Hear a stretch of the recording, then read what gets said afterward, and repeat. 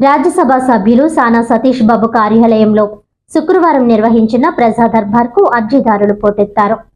కార్యాలయం ఇన్ఛార్జ్ మేకా లక్ష్మణమూర్తి ఆధ్వర్యంలో జరిగిన ఈ ప్రజా దర్బార్ కార్యక్రమంలో పలువురు అర్జీదారులు పాల్గొని తమ సమస్యలను నిర్వాహకుల దృష్టికి తీసుకువచ్చారు. ఈ సందర్భంగా తెలుగుదేశం నాయకులు నులుకుర్తి వెంకటేశ్వరరావు మాట్లాడుతూ అనేక సమస్యలు ప్రజా దర్బార్ ద్వారా పరిష్కారం అవుతున్నాయని పేర్కొన్నారు. ఈ కార్యక్రమంలో ఆనంద్ న్యూటన్, చింతపల్లి అర్జున్ తదితరులు పాల్గొన్నారు.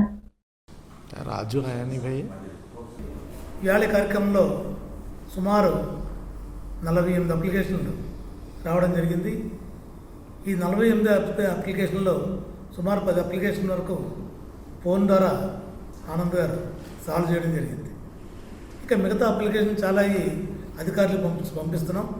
మరి అంతేకాదు ఇందులో స్కూల్ గురించి, స్కూల్ ఫీజుల గురించి, వాళ్ళ అటెండెన్స్ గురించి, హాల్ టికెట్ ఇవ్వకపోతే మేనేజ్మెంట్కి ఆనంద్ గారు ఫోన్ చేయడం, హాల్ టికెట్ ఇప్పించడం, ఇలాంటి కార్యక్రమాలు కూడా చేయడం జరిగింది. మరి అంతేకాదు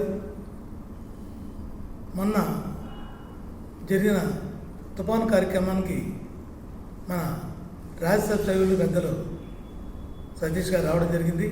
సతీష్ గారు ఉన్న 3 రోజుల కార్యక్రమం కూడా చక్కగా మొత్తం కాకినాడ జిల్లా అంతా తిరగడం జరిగింది. మొదటి రోజున 27వ తారీఖున కలెక్టర్ గారితో మినిస్టర్ గారు నారాయణ గారు రావడం జరిగింది. వారితో సమీక్షా సమావేశాలు చేసిన తర్వాత సాయంత్రం కాకినాడ రూరల్ నియోజకవర్గంలో రమణయ్యపేట దగ్గర చిన్న చిన్న ఇళ్ళు పాడైపోయినాయి. అక్కడ అదొకటి. నెక్స్ట్ వాకలపూడి, అలాగే నేమం, సూర్యాపేట. ఇందులో ఆ రోజు సతీష్ గారి యొక్క ఆధ్వర్యంలో ఉండగానే వాకలపూడిలో హార్బర్పేట నుంచి సుమారు 400 మంది తీసుకురావడం జరిగింది. వారందరికీ కూడా ఆయన దగ్గరుండి అక్కడ భోజనాలు వడ్డించి కార్యక్రమం చేయడం జరిగింది. తర్వాత రోజు కాకినాడ అర్బన్లో ఏటుమగ తిరిగి ఆ తర్వాత ఈవినింగ్కి తుని వెళ్ళడం జరిగింది.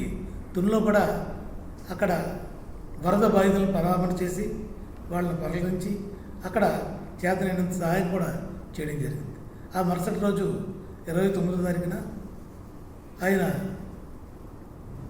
ఏలేశ్వరం వెళ్ళడం, ఏలేశ్వరం ప్రతిభ నియోజకవర్గంలో అక్కడ వరద బాధితుల్ని ఎమ్మెల్యే గారు సత్యవేణి గారి దగ్గర నుండి సత్యవరపు గారు దగ్గర నుండి కార్యక్రమం చేయించడం జరిగింది. ఈ రకంగా 3 రోజులు కూడా ఆయన నిద్రపోకుండా అందరినీ మన కార్యకర్తల నాయకులను అందరినీ కూడా కవర్ చేసుకొని అందరిని తీసుకొని ఈ 3 రోజులు కూడా వరద సహాయ చర్యలు చేపట్టడం జరిగింది. అంతేకాదు కాకినాడ రూరల్ నియోజకవర్గంలో కానీ, టౌన్ నియోజకవర్గంలో కానీ వరదలకు సంబంధించి ఎటువంటి నష్టం పెద్ద ఎక్కువ జరగలేదు. ప్రాణ నష్టం అయితే అస్సలు లేదు 2 నియోజకవర్గాల్లో. దీనికి కారణం ఏంటంటే సానా సతీష్ గారు దగ్గరుండి గైడ్లైన్స్ ఇవ్వడం జరిగింది. ఆయన యొక్క గైడ్లైన్స్తో మేమందరం ఫాలో అవడం, ఆ వరద సహాయ చర్యల గురించి ఆ రిహాబిలిటేషన్ సెంటర్లు ఉన్నాయి. కాకినాడ రూరల్లో 7 సెంటర్లు, టౌన్లో 13 సెంటర్లు.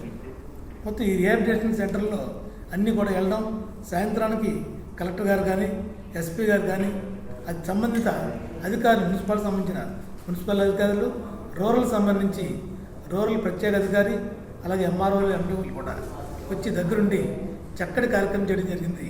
కాకినాడ రూరల్లో కానీ, టౌన్లో కానీ ఎక్కడ కూడా ప్రాణ నష్టం జరగలేదు. అలాగే అక్కడక్కడ మాత్రం పంట నష్టం వచ్చింది. కాకినాడ రూరల్ నియోజకవర్గంలో సుమారు వ్యవసాయ అధికారి చెప్పిన రిపోర్ట్ ప్రకారం చూస్తే 1130 హెక్టార్లు భూమి మునిగిపోయిందని, అలాగే కొన్ని ఇళ్ళు నేలమట్టం అయ్యి అవన్నీ కూడా ఎంఆర్ఆర్ రాసుకోవడం జరిగింది. అలాగే ఎప్పుడు కూడా ఏ ప్రభుత్వం కూడా వరద వస్తే ఇటువంటి చక్కటి కార్యక్రమాలు కానీ, ఇటువంటి చర్యలు ఎక్కడ తీసుకోలేదు.